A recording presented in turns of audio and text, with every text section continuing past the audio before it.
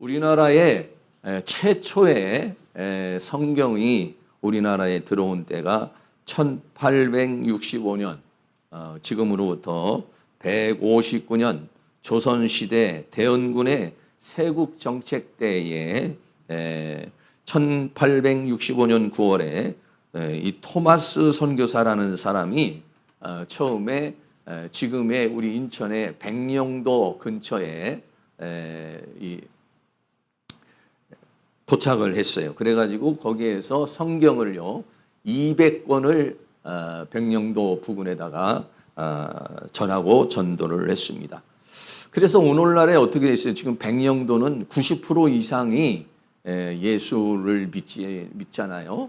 그런 거와 마찬가지로 하나님의 말씀이 이 토마스 선교사가 지금부터 159년 전에 백령도에다가 성경을 200권을 준 것이 그것이 씨앗이 돼서 백령도에 있는 사람들이 거의 다 예수를 믿게 되는 그러한 은혜의 역사가 일어나게 되는 것을 보게 되는 것이죠. 그래서 그 다음에는 토마스 선교사가 1년 후에 다시 우리나라에 왔습니다. 그래서 1866년 8월에 제너럴 셔먼호라고 하는 배를 타고 어디에 왔느냐면 평양으로 왔습니다.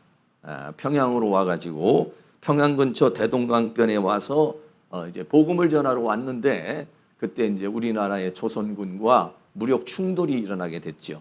그래가지고 그 선박이 다 타고 거기에 있는 사람들이 다 죽음을 당하게 되는 그런 상황이 이루어지게 됐습니다. 그래서 그 토마스 선교사가 그곳에서 결국은 순교를 하게 되는데 그때 당시에 이 토마스 선교사를 죽인 사람이 누구냐면은 조선 군사인 박춘권이라고 하는 사람이 토마스 선교사를 죽이게 됐어요. 그래서 박춘권이라는 사람이 칼을 빼들고 토마스 선교사를 이제 내리치려 그러니까 토마스 선교사가 품에서 성경책을 하나를 꺼냈습니다. 성경책을 꺼내면서 웃으면서 두 손으로 그 박춘권이라는 그 조선 군사에게 주면서 하나님 앞에 이렇게 기도를 했다고 그래요. 오 하나님, 이 사람이 자기의 하는 일을 모르니 이 사람의 죄를 용서하여 주옵소서. 조선 땅에 뿌린 복음의 씨앗이 헛되지 않게 하시고 내 영혼을 받아 주시옵소서 라고 하면서 토마스 선교사는 그곳에서 이제 순교를 당했다라고 그렇게 말하고 있는 것입니다. 그런데 신기한 일이 그러한 일이 있어서 그것이 씨앗이 돼가지고요. 이 박춘권이라는 사람은 나중에 평양교회의 장로가 됐습니다. 그리고 그 석호정에 있는 망경대의 최치량이라고 하는 사람은 평양교회를 창설하게 됐습니다. 그리고 그때 당시에 성경을 건네받은 사람 중에 한 사람이 박영식이라고 하는 사람이 있었는데 이 박영식이라고 하는 사람이 집에 와서 성경을 찢어가지고 벽지를 벽에다가 다 이렇게 붙였다고 그러죠. 그래서 벽지에다가 붙은 그 성경 구절을 보고서도 예수 믿은 사람이 있었다는 것이에요.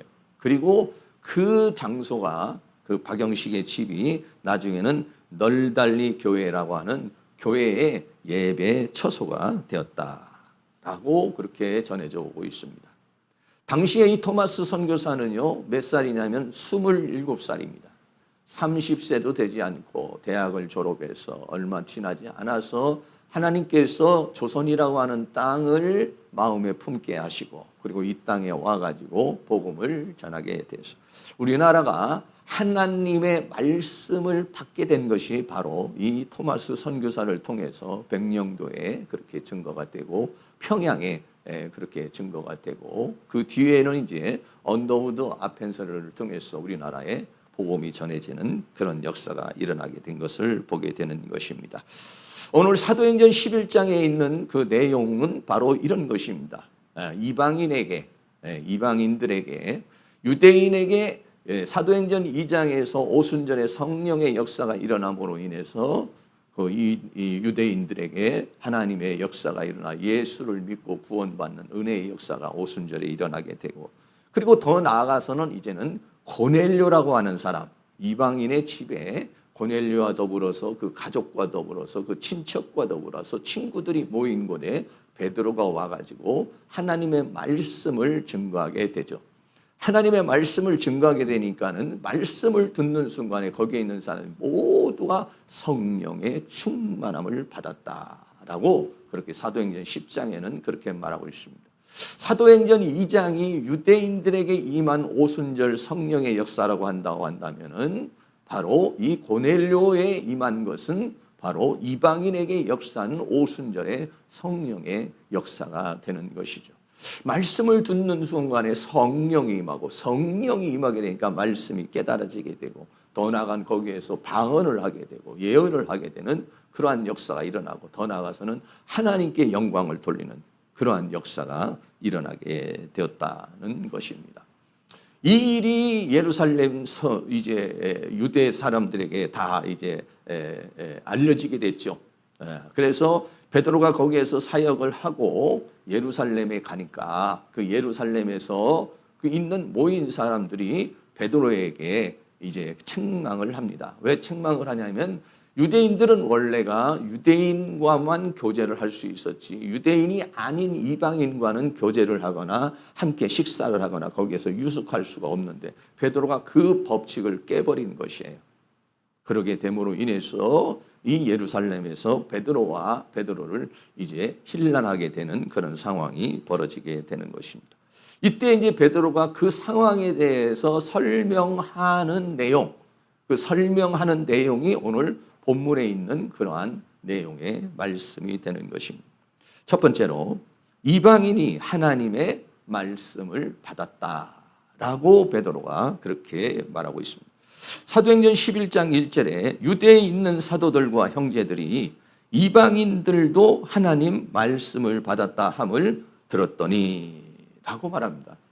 당시의 사람들은 유대인이어야 하나님의 말씀을 받고 그 말씀대로 사는 것이지 유대인이 아닌 사람이 하나님의 말씀을 받는다는 것은 상상할 수 없는 그런 상황이었던 것입니다. 근데 베드로를 통해서 고넬료라고 하는 사람과 거기에 있는 이방인들 고넬료 백부장 로마 사람을 비롯해서 거기에 있는 모든 사람들이 하나님의 말씀을 받았다는 것이에요. 이것은 그때 당시에 아주 충격적인 사건이 되는 것입니다. 이방인들이 어떻게 하나님의 말씀을 받을 수 있느냐. 그런데 이방인들이 하나님의 말씀을 받게 되는 그러한 역사가 일어나게 되었다라고 하는 것입니다. 하나님의 말씀을 받았다라고 하는 것은 굉장히 소중한 것입니다. 굉장히 귀중한 것이에요. 우리들도 역시 마찬가지입니다. 우리가 처음 예수를 믿게 됐을 때 어떤 현상이 일어나면 하나님의 말씀을 받게 되는 것이에요. 어떤 사람에게는 하나님의 말씀이 증거되어져도 그 말씀이 전혀 감동되지 않는 사람이 있고 어떤 사람은 누군가의 전도자의 말이 가슴에 팍 와닿는 사람이 있고 하나님의 말씀이 어느 순간에 확 열려서 자신을 사로잡게 되는 상황이 있어요. 하나님의 말씀을 받는다는 것은 이거는 큰 하나님의 은혜와 축복이라는 것을 우리는 알 수 있는 것입니다. 여기서 하나님의 말씀을 받았다는 이 받다라고 하는 말은 헬라어로 데코마이라는 그런 말입니다. 이 데코마이라는 말은 뭐냐면 하나님의 말씀을 영접을 했다. 하나님의 말씀을 자기의 것으로 취했다라고 하는 그런 내용이 되는 것입니다.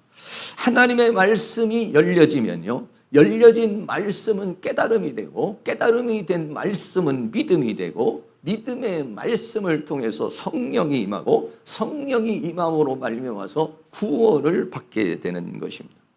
하나님의 말씀이 열려진다는 것은 굉장히 소중한 것이고 하나님의 말씀을 받아들인다는 것도 대단히 하나님의 은혜가 되는 것이죠. 하나님의 말씀이 들려지고 열려지고 깨달아지고 감동이 와서 그 말씀이 믿음이 되면 구원의 역사에 이르게 되는 것이죠. 그러나 어떤 사람들은 믿지 않는 사람은 하나님의 말씀을 전해도 그 말씀을 받아들이지 않습니다. 받아들이지 않는다는 것은 마음의 감화와 감동이 없다는 것이고 마음의 감화와 감동이 없다는 것은 하나님의 은혜가 함께하지 않는다는 것을 말하고 있습니다. 사도행전 16장에 보면은요, 바울이 빌립보에 가서 하나님의 말씀을 증거를 하는데 그때 루디아라고 하는 사람이 말씀을 들었다라고 그렇게 말하고 있습니다. 바울이 빌립보에 가가지고 안식일이 됐습니다. 안식일이 돼서 나아가서요, 어딘가 기도처를 찾다가 강가에 가가니까는 많은 여성들이 거기에서 기도를 하고 있어요. 기도를 하고 있으니까 바울이 그 사람들을 모아서 말씀을 전합니다. 하나님의 말씀을 전하는데 그 말씀을 듣는 사람 중에서 한 사람, 루디아라고 하는 사람이 그 말씀을 받게 돼요. 사도행전 16장 14절에 두아디라 성의 자주장사로서 하나님을 공경하는 루디아라 하는 한 여자가 들었는데 주께서 그 마음을 열어 바울의 말을 청정하게 하신지라 라고 그렇게 말하고 있습니다. 거기에 있는 사람들이, 많은 사람들이 말씀을 들었어요. 근데 그 중에서도 루디아라는 사람의 마음을 열어서, 하나님께서 그 마음을 열어서 바울의 말을 청정하게 했다라고 그렇게 말합니다. 그러므로 인해서 그 루디아라는 사람은 하나님의 말씀을 듣고 믿음을 갖게 돼서 예수 그리스도를 구주로 영접하는 구원의 역사가 일어나는, 그런 은혜의 역사가 일어나게 되는 모습을 보게 됩니다. 또 더 나아가서는 예수님께서 누가복음 24장에 보면 예수님께서 부활하시고 난 다음에 제자들에게 옵니다. 제자들에게 와가지고 하나님의 말씀을 쭉 깨닫게 해주셔요. 그러니까 그 말씀을 듣는 사람들이 예수님의 그 부활에 대해서 알게 되죠. 누가복음 24장 44절 45절에 보면 또 이르시되 내가 너희와 함께 있을 때에 너희에게 말한 바 곧 모세의 율법과 선지자의 글과 시편에 나를 가르쳐 기록된 모든 것이 이루어져야 하리라 한 말이 이것이라 하시고, 예수님께서 예수님 자신에 대해서 구약에 예언되어진 그 말씀을 그들에게 전해주는 것이죠. 그렇게 되니까 이에 저희의 마음을 열어 성경을 깨닫게 하셨다라고 그렇게 말하고 있어요. 하나님의 말씀은요, 하나님의 말씀이 똑같이 증거가 돼도 그것을 열려지는 사람이 있다. 열려지는 사람이 있어요. 열려지는 것은 뭐냐면 하나님의 은혜가 임하는 것이고 성령이 역사하는 것이다는 것이죠. 이 시간도 우리 사랑하는 모든 성도님들이 하나님께서 마음을 열으시고 여러분의 영을 열어서 하나님의 말씀이 들려지고 들려진 말씀이 믿음이 되고 믿음의 말씀이 양식이 되는 그런 은혜가 있기를 주의 이름으로 축원합니다. 이것을 요한복음 6장에서는 뭐라고 그랬냐면 하나님의 가르침을 받는 것이다 라고 그렇게 말하고 있습니다. 요한복음 6장 45절 말씀은 우리 같이 한번 읽겠습니다. 선지자의 글에 저희가 다 하나님의 가르침을 받으리라 기록되었은즉 아버지께 듣고 배운 사람마다 내게로 오느니라 라고 말했습니다. 하나님의 가르침을 받으리라. 누군가의 말씀을 전달을 받거나 아니면 자기가 하나님의 말씀을 보는 순간에 하나님께서 성령으로 가르쳐 주신다는 거예요. 그래서 아버지께 듣고 배운 사람마다 내게로 오느니라. 그러니까 우리가 하나님의 말씀을 듣고 믿음이 주어졌다는 것은 바로 하나님의 은혜가 우리에게 주어졌다라고 하는 것을 우리에게 말씀해 주고 있는 것이죠. 다시 말하면 이방인들의 복음이 증거가 되고 또 우리나라에도 지금부터 159년 전에 백령도에 복음이 증거되고 또 평양에 복음이 증거되고 또 우리나라의 언더우더 아펜설을 통해서 1885년에 우리나라의 복음이 증거될 때에 거기에서 하나님의 말씀을 받는 사람이 있다는 거예요. 그 최초의 하나님의 말씀을 받은 사람이요, 지금으로부터 제 기준으로 생각을 하면 한 5대 정도 되는 것입니다. 한 세대가 한 30년 정도 이렇게 가게 되는데요. 그러니까 지금부터 한 140년 전, 150년 전에 우리나라에 복음이 들어왔으니까, 그러니까는 그 최초에 받은 사람으로서 지금까지 하면은요, 한 5대에서요, 6대가 되는 거예요. 그 최초의 복음을 받아들인 선조들이 있어요. 그 사람들이야말로 정말 하나님의 선택을 받은 사람이고, 복된 사람이고, 그래요. 그래서 지금도 우리 인천에도 보면은 그런 5대, 6대가 되는 그런 복음을 전에 받은 그런 가정들이 있는 것을 우리가 볼 수 있게 되는 것이고, 하나님의 말씀을 받게 되었다는 것, 하나님의 말씀이 열려지게 되었다는 것, 하나님의 말씀이 믿음이 됐다는 것, 이것은 하나님의 선택이요 하나님의 축복인 것입니다. 사랑하는 성도님에게 하나님의 가르침을 받는 성령의 하나님, 성령 하나님께서 하나님의 말씀을 나에게 가르쳐 주시고, 그리고 그것이 감화와 감동이 될 수 있는 그런 은혜가 더 충만하게 일어날 수 있도록 있기를 주의 이름으로 축복합니다. 그래서요, 예수 그리스도를 믿는 것은 인간의 의지나 인간의 이성으로 되는 것이 아니라 성령의 감화와 감동이라고 이렇게 말하고 있습니다. 고린도전서 12장 3절도 같이 한번 있습니다. 그러므로 내가 너희에게 알게 하노니 하나님의 영으로 말하는 자는 누구든지 예수를, 성령으로 아니하고는 누구든지 예수를 주시라 할 수 없느니라 라고 그랬어요. 성령으로 하지 아니하고는 예수를 주시라고 할 수가 없다. 하나님을 믿을 수 있다는 것, 하나님을 구주로 예수 그리스도를 내가 구주로 영접한다는 것은 성령님의 감화와 감동과 깨닫게 하심이 아니고서는 그렇게 할 수 없다라고 하는 것이. 그러니까 여기 계신 모든 분들은 다 그런 하나님의 성령의 역사, 하나님의 은혜의 역사를 통해서 이렇게 예수 그리스도를 믿게 됐다라고 하는 것입니다. 우리 여기 계신 모든 분이 다 최초에 처음에 하나님의 말씀을 받은 때가 있을 거예요. 저도 하나님의 말씀을, 교회를 나가고 하나님의 말씀을 받았지만은요, 저는요, 그렇게 하나님의 말씀이 크게 감동을 받지는 못했는데, 언제 저는 크게 감동을 받았냐면, 신학교 들어가서, 저는 20대에 신학교를 들어갔으니까, 신학교에 들어가가지고, 신학교 3학년이 돼서요, 강의를 듣는데요, 갑자기 하나님의 말씀이, 이 신구약의 이 말씀이 하나님의 말씀일 수밖에 없다 라고 하는 것을 아주 논리적이고 체계적으로 제 가슴에 부닥쳐 왔어요. 이거는 절대 인간의 글이 될 수가 없다. 이거는 사람의 작품일 수가 없다. 1600년 동안에 기록된 이 말씀이 창세기부터 계시록까지 전부 다 연결이 되어져 있고, 성경이 성경을 해석해주고, 1600년 동안에 인간의 작품이라고 한다면 이것이 이럴 수가 없다는 그런 마음의 감동이요, 물밀듯 들어오기 시작을 했어요. 그전에도 하나님의 말씀을 믿긴 했지만 정말 이 하나님, 이 성경은 정말 하나님의 말씀이다. 이 말씀에 내 목숨을 걸 수 있겠다. 이 말씀에 내 생명을 걸 수 있겠다. 여러분, 이 말씀에 여러분의 생명을 걸 수 있습니까? 이 말씀에 여러분의 인생을 걸 수 있습니까? 많은 사람들이 하나님의 말씀을 믿지만은 어느 부분은 믿고 어느 부분은 믿지 않는다든지, 어느 부분은 내가 실천하지만 어느 부분은 실천하지 못하는 그런 경우가 많이 있습니다. 어느 부분은 믿어지는데 어느 부분에서는 믿어지지 않는 그런 부분이 있어요. 믿음의 신앙인이라는 것은 뭐냐면 바로 이 말씀이, 이 성경이 하나님의 말씀이라는 사실을 믿는 것, 이게 굉장히 중요합니다.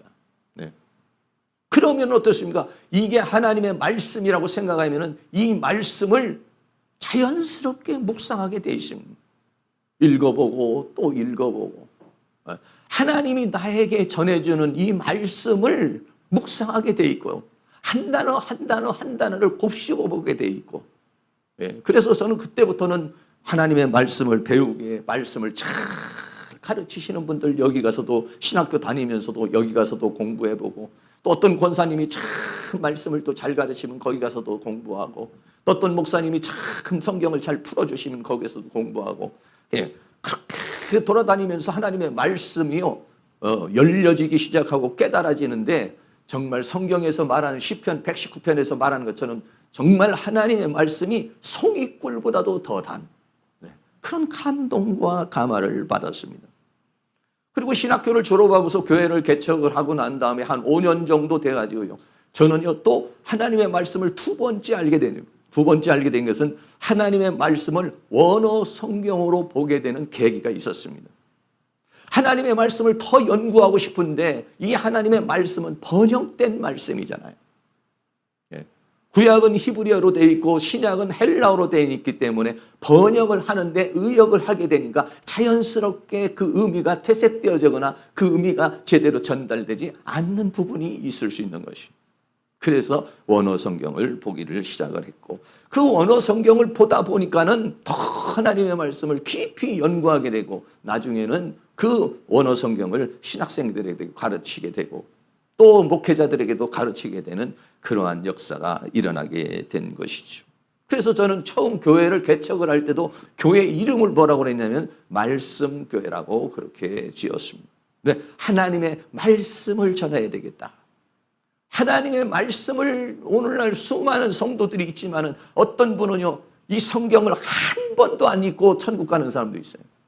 난 그런 분들 보면은 참 대단하다고 생각해. 성경을 한 번도 안 읽고 어떻게 믿을 수가 있겠습니까? 10번, 100번, 1000번을 읽어도 이 믿음이 확신이 없을 수도 있는 것인데, 여러분들, 이 하나님의 말씀이 정말 하나님의 말씀이라는 것을 안다면 여러분이 하나님의 말씀을 많이 읽으시고 묵상하시고, 그리고 이 말씀이 깨달아지고 하나님의 말씀이 열려진 말씀이 양식이 되고, 양식이 된 말씀이 내 인격을 만들고 또 내 성품을 만들고 더 굳건한 믿음으로 성장할 수 있는 그런 하나님의 말씀을 사모하는 은혜가 있기를 주의 이름으로 축원합니다. 토마스 선교사가 백령도에 하나님의 말씀을 200권을 전했을 때 누군가가 하나님의 말씀을 가르쳐 준 사람이 있겠습니까?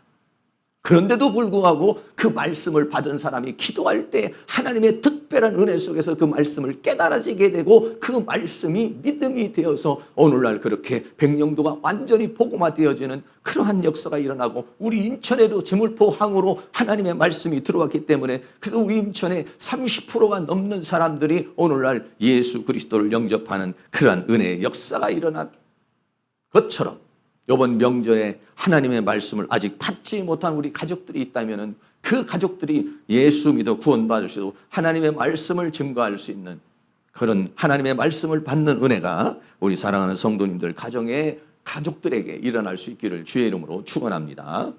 두 번째입니다. 두 번째 내용은 할례자들의 힐난이라고 이렇게 말하고 있습니다.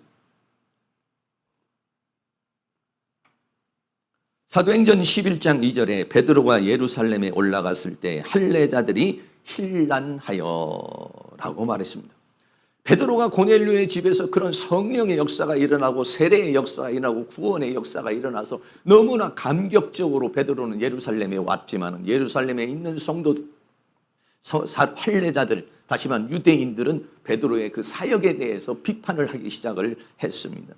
여기서 힐난했다는 말은 디아크리노라는 말입니다. 크리노라는 말이 원래 뭐냐면 판결을 하다 또는 비난하다라고 하는데, 디아라고 하는 전치사가 붙어서 판결을 내리다, 비난하다. 이것은 뭐냐면 법적인 용어인 것이에요. 다시 말하면 너는 가서 복음을 전하는 것이 유대인으로서 이방인들과 교제해서는 안 되고, 그들에게 같이 식사를 해서도 안 되고, 거기에서 유숙해서도 안 되는데 너는 그 법을 어겼다는 것이에요.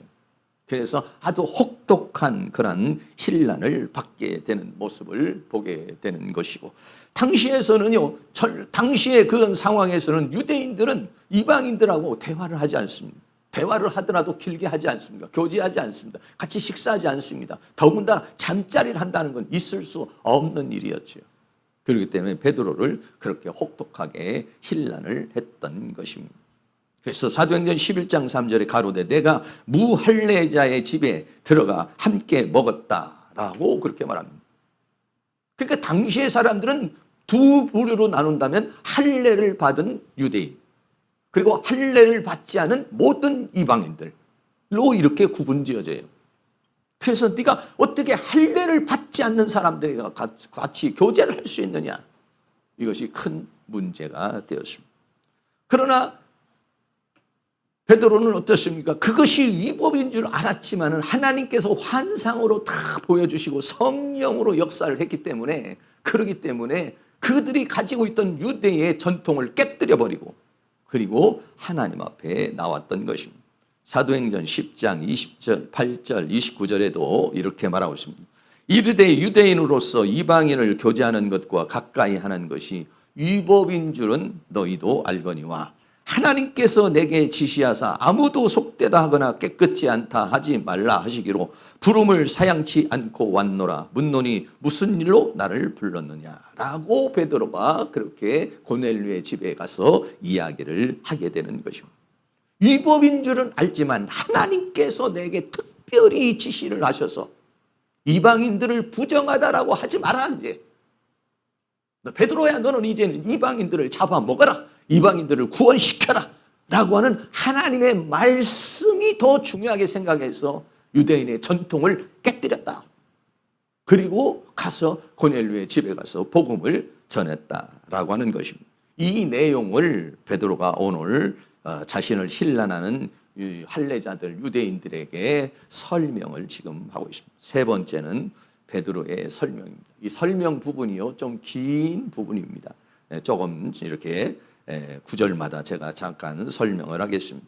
사도행전 11장 4절에 베드로가 저희에게 이 일을 차례로 설명하여 왜 네가 그 고넬료의 집에 가가지고 복음을 증거하고 그리고 그들에게 세례를 줄 수 있느냐라고 하는 것에 대해서 이제 베드로가 차례대로 설명을 해서 이야기를 합니다. 사도행전 11장 5절에 가로되 내가 욥바성에서 기도할 때에, 베드로가 욥바라고 하는 피장이의 집에서 있을 때에 기도를 합니다. 기도를 할 때 비몽사몽간에 하나님께서 환상을 보여주십니다. 그리고 큰 보자기 같은 것이 내려오면서 내 귀에 매여서 하늘로부터 내려와서 자기 앞에 드리워지게 됩니다. 그래서 11장 6절에 이것을 주목하여 보니 땅에 네 발 가진 것과 들짐승과 기는 것과 공중에 나는 것들이 보이더라 라고 그랬습니다. 여기에 있는 것은 유대인들에게 레위기에서 이야기한 부정한 것을 먹지 말라고 하는 그런 짐승들이 거기에 가득 있는 것이 보였다는 것이죠. 그래서 사도행전 11장 7절에 하늘에서 소리가 들립니다. 내게 이르되 베드로야 일어나 잡아먹어라 라고 그렇게 말합니다. 그것을 잡아먹으라는 것은 영적으로 다른 말로 말하면은 그 이방인들을 구원하라고 하는 하나님의 메시지가 되는 것입니다. 11장 8절에 베드로가 말하기를 내가 가로되 주여 그럴 수 없나이다. 속되거나 깨끗지 아니한 물건은 언제든지 내 입에 들어간 일이 없나이다. 율법을 절대 어긴 일이 없기 때문에 나는 그것을 먹을 수가 없습니다 라고 말했습니다. 11장 9절에 또 하늘로부터 두 번째 소리 있어 내게 대답하되 하나님이 깨끗하게 하신 것을 내가 속되다 말라 하더라.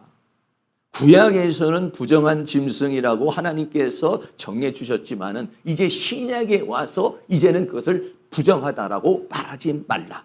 하나님이 그것을 깨끗하게 하신 것이다 라고 말했어요. 다시 말하면 이 짐승은 부정한 짐승은 무엇을 상징하고 있었느냐면 당시에 이방인들을 상징하고 있었던 것이에요. 그래서 유대인들은 이방인들하고 상대도 하지도 않았고 그리고 그런 물고기나 그런 고기들을 먹지도 않았는데 하나님이 이제는 깨끗하다고 선포하셨고 이방인들의 구원의 역사를 하나님께서 말씀하신 것이죠. 사도행전 11장 10절에 이런 일이 세 번 있은 후에 모든 것이 다시 하늘로 끌려 올라가더라. 베드로가 여기에 대해서 고민을 하고 있으니까 하나님이 세 번씩이나 이 환상을 보여주시고 그렇게 말씀을 하셨다라고 그렇게 말하고 있습니다. 베드로가 그 환상을 보고 난 다음에 도대체 이 환상이 무엇을 의미하는 것인가 굉장히 고민을 하고 있었습니다. 고민을 하고 있었는데 그때 고넬료가 보낸 사람들이 베드로의 집에 왔습니다. 사도행전 11장 11절에 마침 세 사람이 내 우거한 집 앞에 섰으니 가이사랴에서 내게 보낸 사람이라. 가이사랴에 있는 고넬료가 베드로에게 사람을 보내서 이제 베드로를 초청하게 되는데 그 환상을 보고 있는데 그 사람들이 왔다라고 하는 것입니다. 그때에 이것에 대해서 고민하고 있는데 사도행전 11장 12절에 성령이 내게 명하사 아무 의심하지 말고 함께 가라 하심에 이 여섯 형제도 나와 함께 가서 그 사람의 집에 들어가니 라고 말했습니다. 이것에 대해서 고민을 하고 괴로워하고 있는데 하나님의 성령이 뭐라면 아무 의심하지 말라. 지금 온 사람은 내가 보낸 사람들이다. 그래서 하나님께서는 고넬료에게도 환상을 보여주시고 베드로에게도 환상을 보여주시고, 그래서 하나님의 특별한 은혜의 역사를 허락해서 고넬료에게는 베드로를 초청하라고 그러고, 또 베드로는 환상을 주셔서 그들이 오면은 네가 가가지고 거기 가서 복음을 전하라고 이렇게 말을 했다라고 하는 것입니다. 그래서 베드로가 고넬료의 집에 간 것이다. 사도행전 11장 13절에 그가 우리에게 말하기를 천사가 내 집에 서서 말하되 내가 사람을 욥바에 보내어 베드로 하는 시몬을 청하라 해서 당신 시몬을 지금 청한 것이다 라고 말합니다. 또 사도행전 11장 14절에서는 그가 너와 내 온 집에 구원을 얻을 말씀을 내게 이르리라 함을 보았다 하거늘. 그래, 베드로가 오면은 고넬료의 집에 와가지고 그 고넬료의 집에 있는 사람들이 구원을 얻을 말씀을 내가 이룰 것이다 라고 그렇게 고넬료에게 말씀해 주신 것입니다. 그래서 가서 고넬료가 이제 고넬료의 집에 와서 베드로가 하나님의 말씀을 증거하게 됐다라고 하는 것입니다. 11장 15절에 내가 말 시작할 때에 성령이 저희에게 임하시기를 처음 우리에게 하신 것과 같이 하는지라 라고 그랬어요.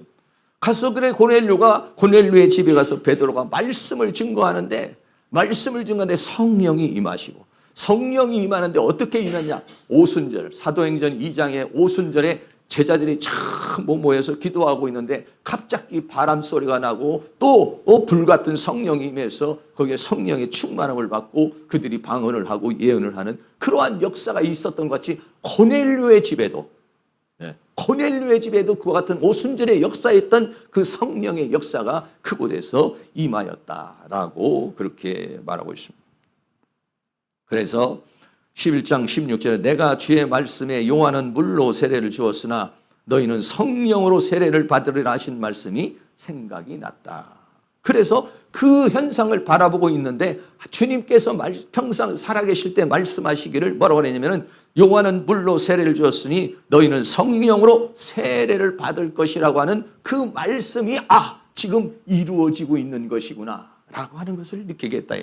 이 말씀은요 사도행전 1장 5절에서 주어진 말씀인데 예수님께서 요한은 물로 세례를 베풀었으나 너희는 몇 날이 되어 못 되어 성령으로 세례를 받으리라 하셨느니라 하는 이 말씀이 그 현장에 이루어졌다는 것입니다.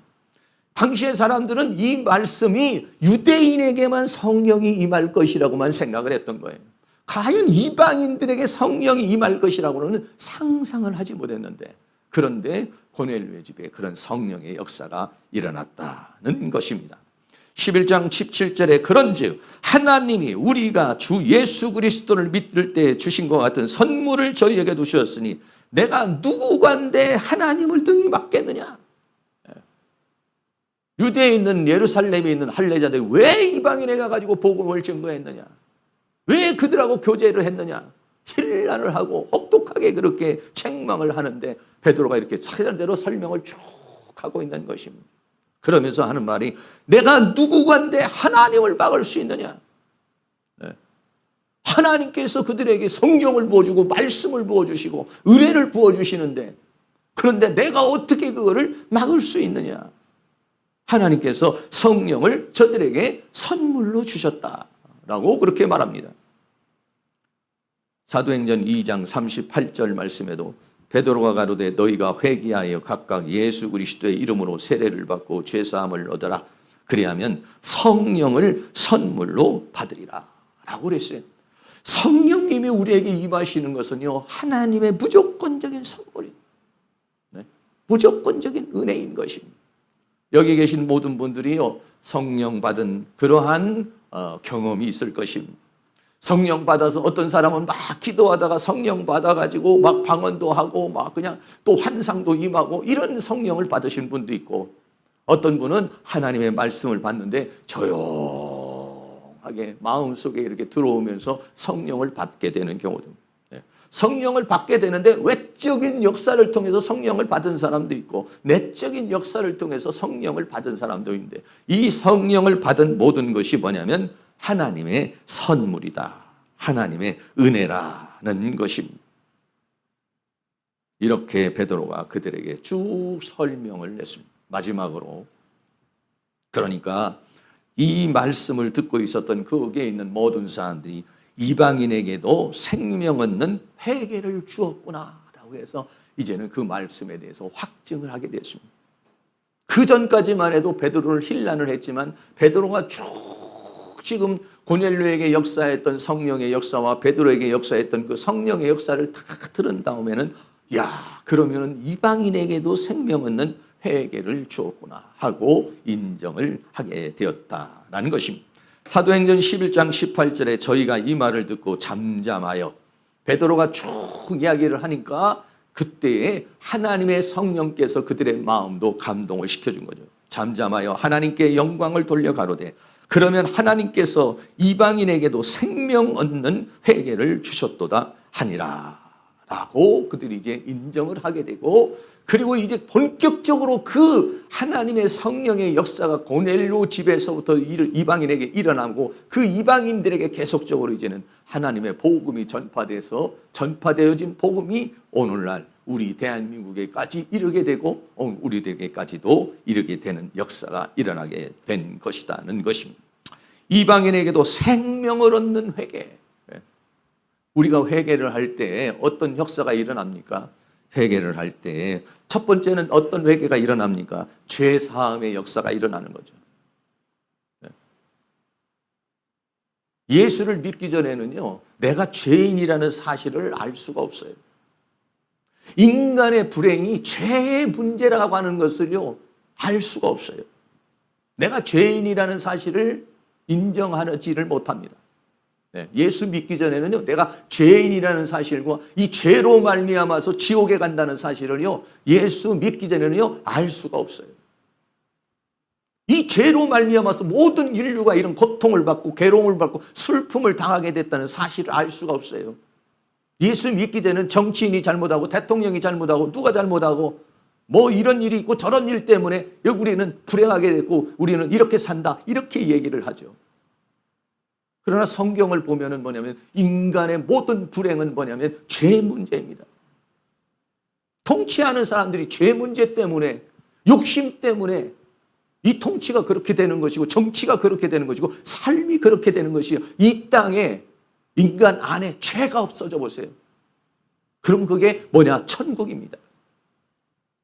우리가 고통을 당하고 전쟁이 일어나고 서로 시기하고 다투고 싸우고 하는 이 모든 것, 그런 것들이 어디에 인간의 불행은 어디서 오느냐? 죄에서 오는 것입니다.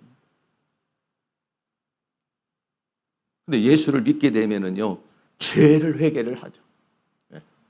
내가 과연 죄인이구나.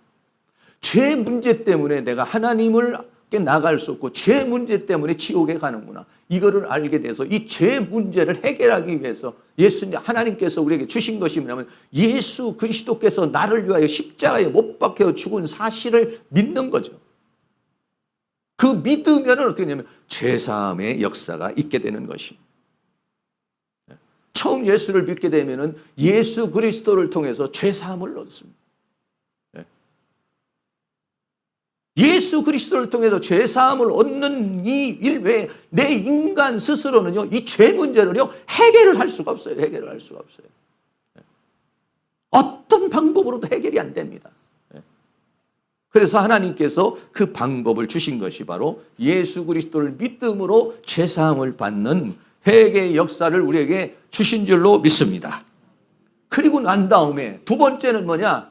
예수 그리스도께서 나를 위한 십자가에 못 박혀 죽으셨다는 사실을 믿으면 죄사함을 받고, 또 하나는 뭐냐? 내가 예수 그리스도를 영접을 하게 되면은 그 예수 그리스도께서 그리스도의 영이 내 안에 들어와서 내 안에 죽어있는 영을 살리시는 것이에요. 그게 뭐냐면 생명을 얻는 회개다, 이런 얘기예요. 이 생명을 성경은 뭐라고 그랬냐? 조에라고 이렇게 말하고 있습니다. 성경에는요, 헬라어는 생명이라는 단어가 푸시케라는 단어가 있습니다. 목숨이라고 하는 단어가 푸시케입니다. 그런데 여기서 말하고 있는 생명, 이 생명을 성경은 뭐라냐? 조에라고 그렇게 말해요. 이 조에라는 생명은 어떤 생명이냐? 내가 예수 그리스도를 믿음으로 말미암아서 내 영이 다시 살아난 생명. 이 생명을 뭐라고 그러냐? 영원한 생명이라고 이렇게 말합니다. 그걸 뭐라고 그러냐? 헬라어로 조회의 생명이라. 예수를 믿지 않은 사람은요, 일반 부식의 생명만 있습니다. 그 부식의 생명은 죽음으로 끝입니다. 그 죽음은 지옥으로 갑니다.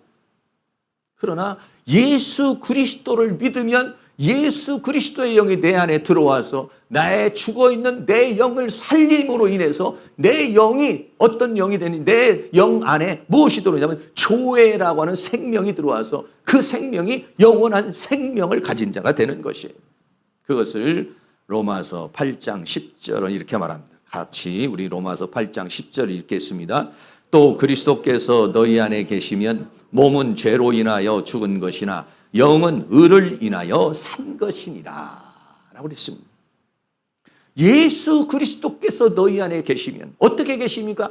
예수 그리스도가 나의 구주라고 영접을 하면 예수 그리스도의 영이 내 안에 들어와서 그 영이 나를 살리는 것입니다. 할렐루야. 그래서 우리는 사망에서 생명으로 옮겨지는 자가 되는 것이고 영원한 생명을 가진 자가 되는 것이죠. 죽고 난 다음에 영원한 생명이 아니라 예수 그리스도를 영접해서 내 그리스도의 영이 내 안에 들어오면 영은 그 의를 인하여 내 믿음으로 인하여 의를 인하여라는 것은 내가 예수 그리스도를 믿는 것이 의고 그 믿음으로 인해서 내 영이 살아나는 것입니다. 그게 뭐냐면 생명 얻는 회개라 이런 얘기예요. 생명 얻는 회개라는 것은 뭐냐면 예수 그리스도를 믿음으로 죄사함을 받고 예수 그리스도를 믿음으로 말미암아서 영원한 생명을 얻는 것이에요. 그래서 우리는 어떻게 죽어도 산다는 것입니다. 할렐루야. 네. 요한복음 1장 12절 13절에서는 이 영접하는 자는 뭐가 됐냐면 하나님의 자녀가 된다고 그랬습니다. 12절 13절 우리 잘 아는 구절이지만 같이 한번 읽습니다. 영접하는 자 곧 그 이름을 믿는 자들에게는 하나님의 자녀가 되는 권세를 주셨으니 이는 혈통으로나 육정으로나 사람의 뜻으로 나지 아니하고 오직 하나님께로서 난 자들이니라 라고 그랬습니다. 예수 그리스도의 영이 내 안에 들어오면 그 영이 내 영을 다시 살리시는데 그거를 뭐라고 그랬냐면 하나님의 자녀로 탄생하는 것이다 이렇게 말하고 있습니다. 예수 그리스도의 영이 죽어있는 사람은 그 사람은 하나님의 자녀가 아닙니다. 그런데 예수 그리스도의 영이 내 안에 들어와서 죽어있는 영을 내 영을 살려내는 것을 뭐라냐 성경은 거듭남이라고 그렇게 말하고 그것을 뭐라고 그랬냐면 그 현상을 뭐라고 하냐 하나님의 자녀가 되는 것이다 라고 그랬어요. 이거는 혈통으로나 육정으로 낳는 것이 아니라 하나님으로부터 하나님의 영으로부터 영원한 생명 조회의 생명을 통해서 우리의 영이 살아나는 것이다 이런 거예요. 여기 계신 모든 분들은 이 생명을 다 가지고 계시는 분인 줄로 믿습니다. 안 가지고 계시는 분은 그 생명을 받으실 수 있기를 주의 이름으로 축원합니다.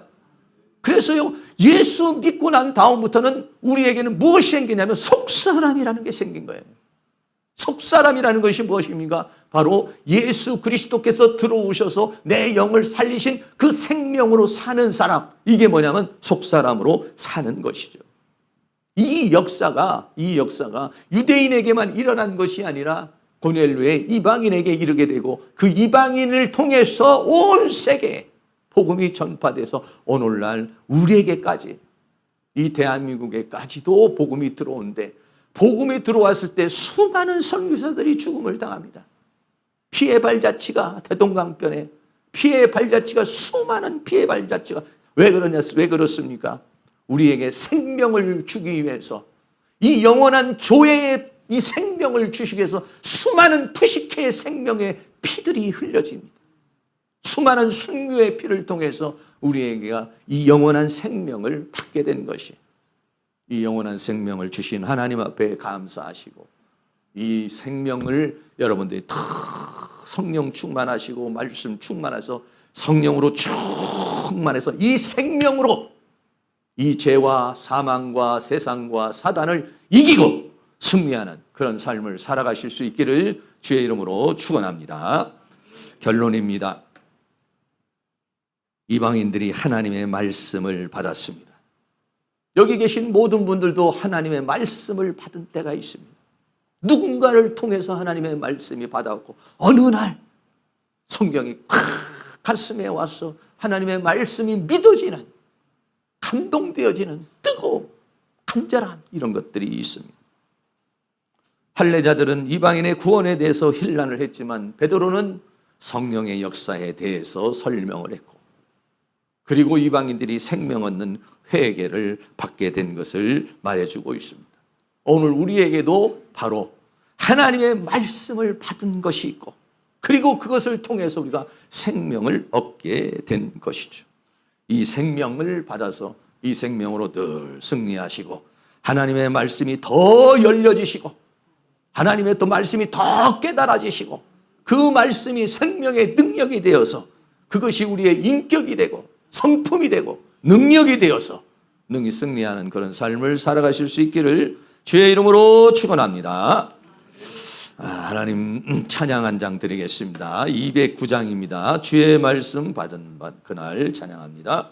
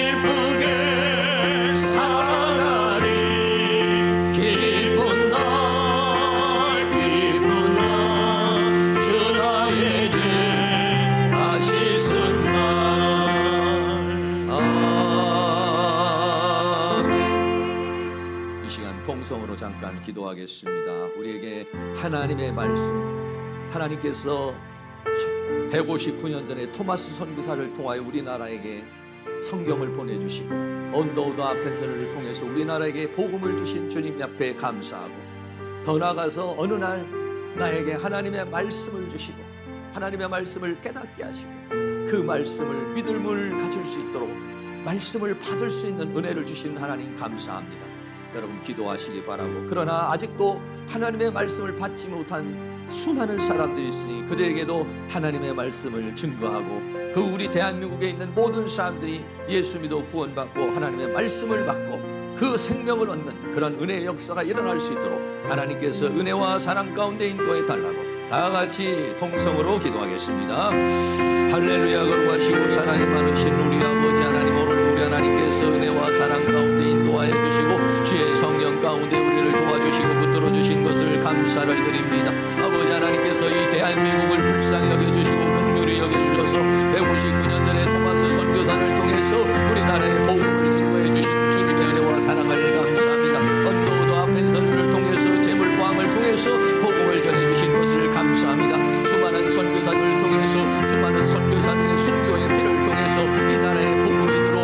아버지 그 복음의 역사가 오늘날 우리에게까지 증거되어서 내가 예수 믿어 구원받을 수 있는 은혜를 허락하여 주신 것을 감사합니다. 하나님의 말씀을 열어주신 것을 감사합니다.